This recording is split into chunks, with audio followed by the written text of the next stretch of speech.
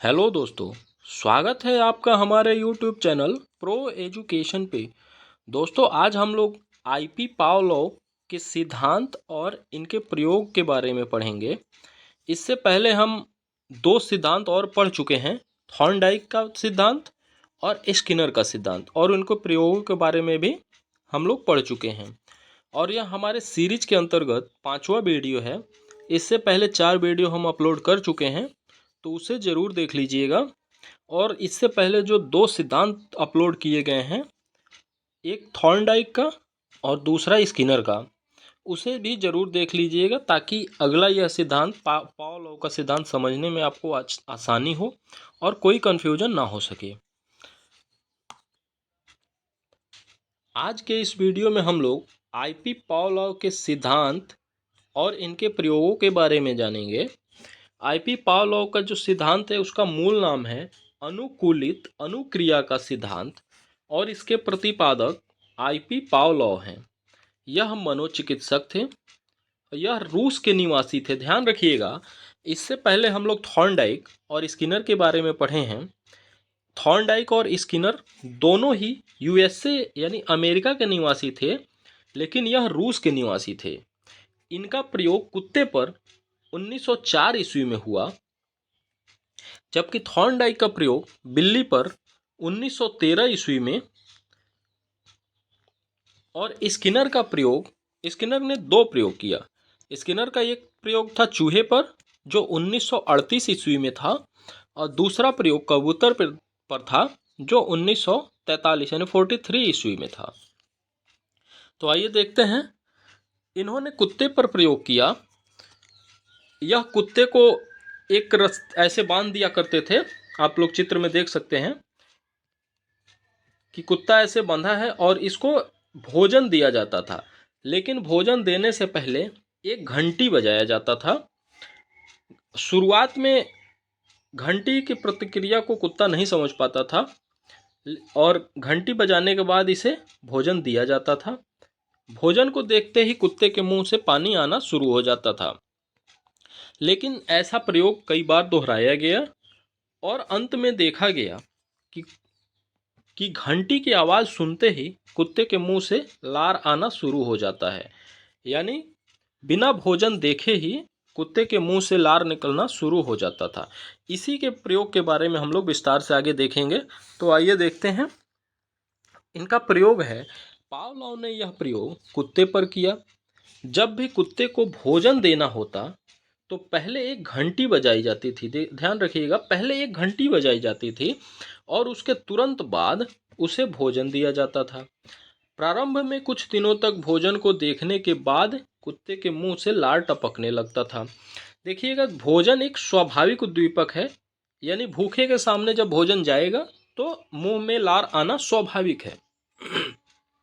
यह प्रक्रिया कई बार दोहराई गई, और अंत में देखा गया कि जैसे ही घंटी बजाया जाता था, कुत्ते के मुंह से लार टपकना शुरू हो जाता था। पावलोव के अनुसार कुत्ते ने घंटी की अनुक्रिया पर लार स्रावित करना सीख लिया। इसे ही उन्होंने अनुबंधित अनुक्रिया का सिद्धांत कहा। अब अनुकूलित अनुक्रिया या अनुबंधित अनुक्रिया के बारे में जानेंगे। इसका मतलब है अस्वाभाविक उद्दीपक के प्रति स्वाभाविक क्रिया का उत्पन्न होना। यानी यहाँ पे अस्वाभाविक उद्दीपक घंटी था, और स्वाभाविक उद्दीपक क्या है? लार है। कुत्ते के मुंह से लार आना, यह स्वाभाविक उद्दीपक है। अनुबंधन क्या होता है? तो क्रिया करके प्राणी किसी लक्ष्य को प्राप्त करता है, उसे ही हम लोग अनुबंधन कहते हैं। अब देखते हैं अनुक्रिया से पूर्व और अनुक्रिया के दौरान और अनुक्रिया के बाद क्या परिवर्तन होता है। अनुक्रिया से पूर्व स्वाभाविक उद्दीपक यहाँ पे भोजन था। स्वाभाविक अनुक्रिया लार, यानी स्वाभाविक उद्दीपक भोजन को देखते ही कुत्ते के मुंह से लार आता है। अनुक्रिया के दौरान क्या होता है? अस्वाभाविक उद्दीपक घंटी था, जो अस्वाभाविक उद्दीपक था। स्वाभाविक उद्दीपक भोजन, और स्वाभाविक अनुक्रिया लार। अनुक्रिया के बाद क्या होता है, अस्वाभाविक उद्दीपक घंटी और स्वाभाविक अनुक्रिया लार, यानी भोजन को हटा के घंटी के साथ अनुक्रिया हो जाता है तो उसे अस्वाभाविक उद्दीपक घंटी हो जाता है, और स्वाभाविक अनुक्रिया घंटी के प्रति अनुक्रिया क्या हो जाता है, यानी कुत्ते का लार आना शुरू हो जाता है। निष्कर्ष देखेंगे, इस प्रयोग द्वारा पावलोव ने यह निष्कर्ष निकाला कि यदि लंबे समय तक स्वाभाविक तथा अस्वाभाविक उद्दीपन को एक साथ प्रस्तुत किया जाए तो व्यक्ति अस्वाभाविक उद्दीपन के प्रति भी स्वाभाविक जैसी अनुक्रिया करने लगता है। जैसे कि आप लोगों ने प्रयोग में देखा होगा कि भोजन और घंटी, यानी भोजन स्वाभाविक उद्दीपन और घंटी अस्वाभाविक उद्दीपन, तो दोनों को एक साथ प्रस्तुत किया गया। तो यहाँ पे क्या हुआ, अस्वाभाविक उद्दीपन के प्रति भी स्वाभाविक जैसी अनुक्रिया करने लगता है, मतलब कि घंटी के प्रति भी वो स्वाभाविक अनुक्रिया यानी लार उसका निकलने लगता है, जिसे अनुकूलित अनुक्रिया अथवा अनुबंधित अनुक्रिया कहते हैं। पावलोव के प्रयोग में भोजन स्वाभाविक उद्दीपक है जिसे अनुबंधित उद्दीपन कहा जाता है। भोजन को देखने पर कुत्ते के मुंह से लार आना एक स्वाभाविक अनुक्रिया है जिसे अनुबंधित अनुक्रिया कहा गया।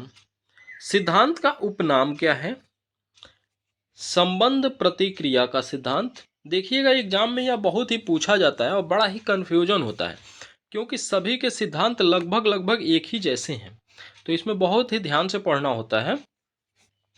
तो इनका पहला है सिद्धांत का उपनाम संबंध प्रतिक्रिया का सिद्धांत, दूसरा है शास्त्रीय अनुबंधन का सिद्धांत, तीसरा है क्लासिकल अनुबंधन का सिद्धांत, चौथा है अनुबंधन अनुक्रिया का सिद्धांत, पांचवा है अधिगम का प्राचीनतम सिद्धांत, छठवां है प्रतिबद्ध अनुक्रिया का सिद्धांत, सातवां है स्वाभाविक अनुक्रिया का सिद्धांत, आठवां है संबंध प्रतिक्रिया का सिद्धांत। इनके सिद्धांत का जो शैक्षणिक महत्व है उसके बारे में देखेंगे तो शैक्षणिक महत्व है भय निवारण में सहायक। यह सिद्धांत भय निवारण में सहायक है, समाजीकरण में सहायक है, अनुशासन विकसित करने में सहायक है, गणित शिक्षण में सहायक है, अभिवृत्ति विकास में सहायक है, स्वभाव व आदत निर्माण में सहायक है और बुरी आदत दूर करने में सहायक है। तो आज का हमारा वीडियो यहीं तक समाप्त होता है। ऐसे ही वीडियो आगे इस चैनल पे आते रहेंगे, तो ऐसे वीडियो देखने के लिए हमारे चैनल पर बने रहिए। आपका दिन शुभ हो। जय हिंद।